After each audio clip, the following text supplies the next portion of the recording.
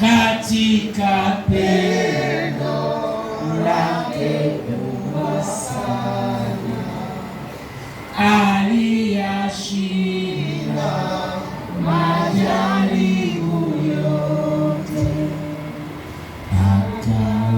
akautwaa mkate akamega,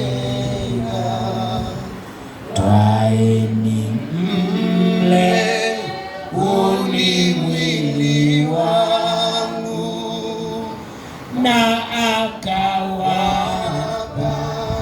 wanafunzi wake.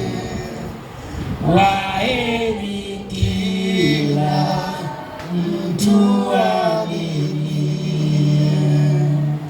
Baadaye akawapa na kikombe, na akasema, nyweni nyote, hiki ni damu yangu inayomwagika kwa ondoleo la makosa yote. Wote wamepata? Basi tule mkate katika jina la Yesu.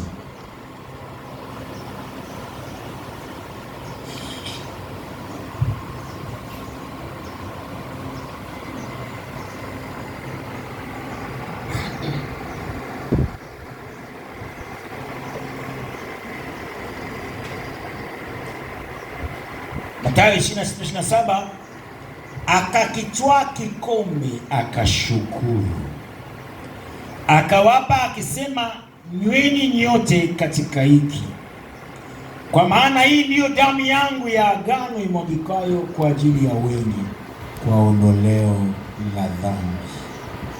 Baba na Mwana na Roho Mtakatifu, maji haya ni maji yametengenezwa kwa mikono ya wanadamu, lakini tunashukuru kwa sababu ya kikombe hichi Bwana upate kukibariki, iwe ni damu ya agano. Yale yote ambayo yaliwapeleka mbali na agano lako, kwa kunywa leo damu hii iwarudishe Bwana, iwarudishe mawazo mabaya, akili zilizopotoka, kila shauri lililokuwa baya kwenye maisha yao, kwa kukinywea kikombe hichi uwarudishe kwenye agano lako Yesu. Asante kwa sababu utabariki na itakuwa ishara na itakuwa baraka kwa kila duniani, katika jina la Yesu, amen. Unapopata tumia katika jina la Yesu. Ulinde lona nafsi ya 112 chini ya damu, chini ya damu, kweli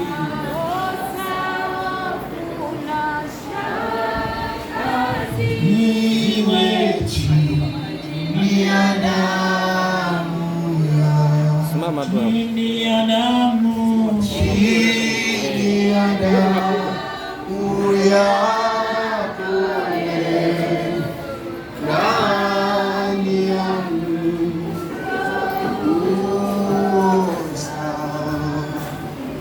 Bwana unilinde